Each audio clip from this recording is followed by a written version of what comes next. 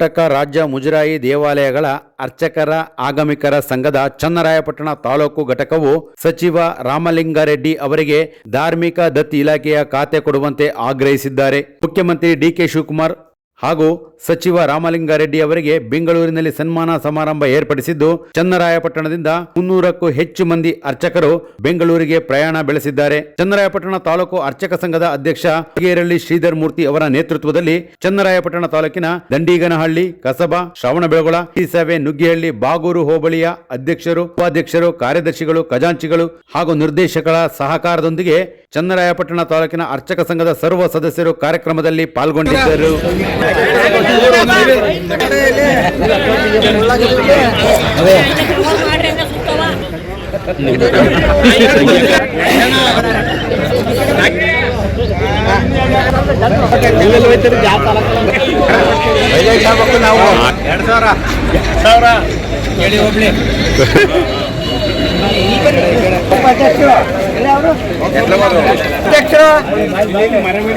ಈ ದಿವಸ ಒಂದು ಅರ್ಚಕರ ಕುಂದುಕೊರತೆಗಳನ್ನು ಇದುವರೆಗೂ ನಮ್ಮ ಶ್ರೀಯುತ ರಾಮಲಿಂಗಾರೆಡ್ಡಿಯವರು ಅರ್ಚಕರಿಗೆ ಒಂದು ಬಹುಮುಖ್ಯವಾಗಿ ಒಂದು ವಿದ್ಯಾರ್ಥಿ ವೇತನ ಇರ್ಬೋದು, ಹಾಗೆ ಜೊತೆಗೆ ಅರ್ಚಕರಿಗೆ ಒಂದು ಪ್ರವಾಸವನ್ನು ಕಾಶಿ, ಅಯೋಧ್ಯ ಇಂತಹ ಎಲ್ಲ ಪ್ರವಾಸವನ್ನು ಮಾಡೋದಕ್ಕೆ ಅನುಕೂಲವನ್ನು ಮಾಡಿಕೊಟ್ಟಿದ್ದಾರೆ.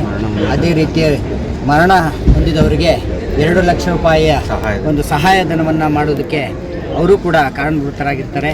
ಅದೇ ರೀತಿಯಲ್ಲಿ ಇಲ್ಲಿವರೆಗೂ ನಮ್ಮ ಅರ್ಚಕರ ಕುಂದುಕೊರತೆಯನ್ನು ತುಂಬ ಗುರುತಿಸಿದಂಥ ವ್ಯಕ್ತಿ ಅಂದರೆ ನಮ್ಮ ಶ್ರೀಯುತ ರಾಮಲಿಂಗಾರೆಡ್ಡಿಯವರು ಅಂತ ನಾವೆಲ್ಲರೂ ಕೂಡ ಈ ಸಂದರ್ಭದಲ್ಲಿ ಈ ಎಲ್ಲ ಜಿಲ್ಲಾವಾರು ಎಲ್ಲ ತಾಲೂಕು, ನಮ್ಮ ವಿಶೇಷವಾಗಿ ನಮ್ಮ ಚನ್ನರಾಯಪಟ್ಟಣ ತಾಲೂಕಿನ ಬಾಗೂರು, ಹಿರಿಸವೆ, ನುಗ್ಗೇಹಳ್ಳಿ, ಶ್ರವಣಬೆಳಗೊಳ, ದಂಡಿಗನಹಳ್ಳಿ, ಕಸಬಾ ಹೋಬಳಿ, ಹಿರಿಸವೆ ಈ ಎಲ್ಲ 6 ಹೋಬಳಿಗಳ ಎಲ್ಲ ಹೋಬಳಿಯ ಅರ್ಚಕರಿಗೆ ಅಧ್ಯಕ್ಷರು, ಕಾರ್ಯದರ್ಶಿಗಳು, ನಿರ್ದೇಶಕರು ಅಂತ ಮಾಡಿದ್ದೀವಿ. ಅವರೆಲ್ಲ ಸಹಯೋಗದಲ್ಲಿ ಎಲ್ಲರೂ ಕೂಡ ತುಂಬ ಸ್ವಇಚ್ಛೆಯಿಂದ ಈ ಸಂದರ್ಭದಲ್ಲಿ ಅವರ ಸ್ವಂತ ಖರ್ಚಿನಿಂದ ಎಲ್ಲರೂ ಕೂಡ ಈ ಸಂದರ್ಭದಲ್ಲಿ ಹೊರಟಿದ್ದಾರೆ. ಈ ಸಂದರ್ಭದಲ್ಲಿ ಅವರಿಗೆ ಅಭಿನಂದನಾ ಸಮಾರಂಭವನ್ನು, ಹಾಗೆ ನಮ್ಮ ಈಗ ಅಲ್ಲಿ ಆಗಿರ್ತಕ್ಕಂಥ ಶ್ರೀಯುತ ಡಿ.ಕೆ. ಶಿವಕುಮಾರ್ ಸರ್ ಅವ್ರಿಗೂ ಕೂಡ ನಮ್ಮ ಎಲ್ಲರ ಅರ್ಚಕರ ಆಶೀರ್ವಾದದೊಂದಿಗೆ ಅವರಿಗೂ ಕೂಡ ನಮಗೆ ಸಹಾಯವನ್ನು ಎಲ್ಲ ರೀತಿಯಲ್ಲೂ ಸರ್ಕಾರದ ಮೂಲಕ ಬರ್ತಕ್ಕಂಥ ಸೌಲಭ್ಯವನ್ನು ಕಲ್ಪಿಸಿಕೊಡ್ಬೇಕು ಅಂತ ಈ ಸಂದರ್ಭದಲ್ಲಿ ನಾವೆಲ್ಲ ಅರ್ಚಕರ ಮೂಲಕ, ಎಲ್ಲ ಕರ್ನಾಟಕ ರಾಜ್ಯದ ಅರ್ಚಕರ ಮೂಲಕ ಕೇಳ್ಕೊಳ್ತಾ ಇದ್ದೀವಿ.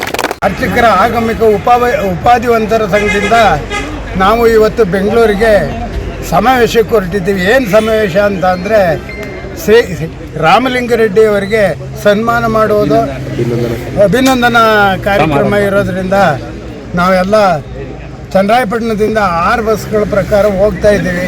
ಮತ್ತು ಇದರ ಜೊತೆಯಲ್ಲಿ ನಮ್ಮ ಈಗಿನ ಮುಖ್ಯಮಂತ್ರಿಗಳಾದಂಥ ಶಿವಕುಮಾರ್ ಅವರಿಗೂ ಸಹ ಅಭಿನಂದಿಸಿ, ಮತ್ತು ನಮ್ಮ ರಾಮಲಿಂಗಾರೆಡ್ಡಿ ಅವರಿಗೆ ಮುಜರಾಯಿ ಖಾತೆ ಕೊಡಬೇಕು ಅನ್ನೋ ಒಂದು ಪ್ರೋತ್ಸಾಹಕ್ಕೋಸ್ಕರ ನಾವು ಹೊರಟಿದ್ದೀವಿ. ಅದಕ್ಕೋಸ್ಕರ ತಾವೆಲ್ಲ ಈ ಸಮಾವೇಶದಲ್ಲಿ ನೀವು ಎಲ್ಲರೂ ಘೋಷಣೆ ಕೂಗಿ ರಾಮಲಿಂಗಾರೆಡ್ಡಿ ಅವರಿಗೆ ಮುಜರಾಯಿ ಖಾತೆ ಕೊಡಬೇಕು ಅಂತ ಕೇಳ್ಕೊಂಡು 2 ಮಾತು ಮುಗಿಸ್ತೀನಿ. ಜೈ